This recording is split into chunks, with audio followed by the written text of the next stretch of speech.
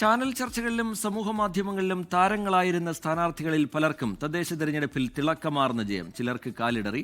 വോട്ടെണ്ണിയപ്പോൾ ജയിലിൽ കിടന്നും ഒളിവിലിരുന്നും ജയിച്ചവരും ഈ തെരഞ്ഞെടുപ്പിലുണ്ട്. കോട്ടയം പാലാ നഗരസഭയിൽ ആര് ഭരിക്കണമെന്ന് ഇനിയൊരു കുടുംബം തീരുമാനിക്കും.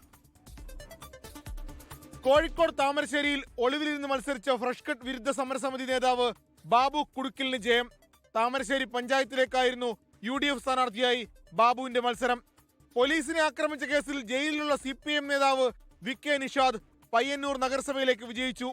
ഹൈക്കോടതിയിൽ നിയമപോരാട്ടം നടത്തി സ്ഥാനാർത്ഥിത്വം ഉറപ്പിച്ച വൈഷ്ണ സുരേഷിന്റെ ജയത്തിന് തിളക്കമേറെ.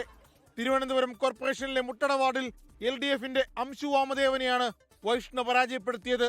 പേരുകൊണ്ട് സമൂഹ മാധ്യമങ്ങളിൽ വൈറലായ മായ VK മായാജാലം കാട്ടാനായില്ല.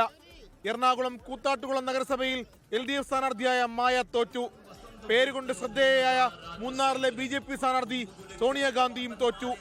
LDFന്റെ വളർമതിയാണ് സോണിയാഗാന്ധിയെ തോൽപ്പിച്ചത്.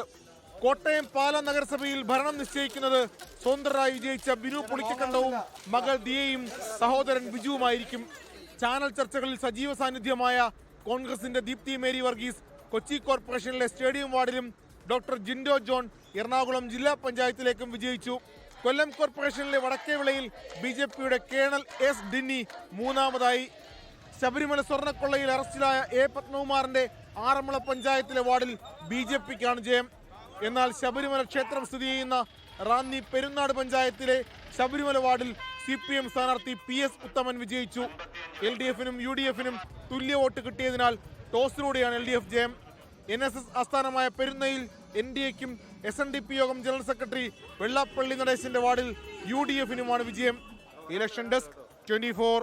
ലോകത്തെവിടെയായാലും ഏത് സമയത്തും 24 വാർത്തകളും ഓഗ്മെന്റഡ് റിയാലിറ്റി പാക്കേജുകളും എക്സ്പ്ലെയിനറുകളും വിശദമായി കാണാൻ ഞങ്ങളുടെ YouTube ചാനൽ നിങ്ങൾക്ക് സബ്സ്ക്രൈബ് ചെയ്യാം.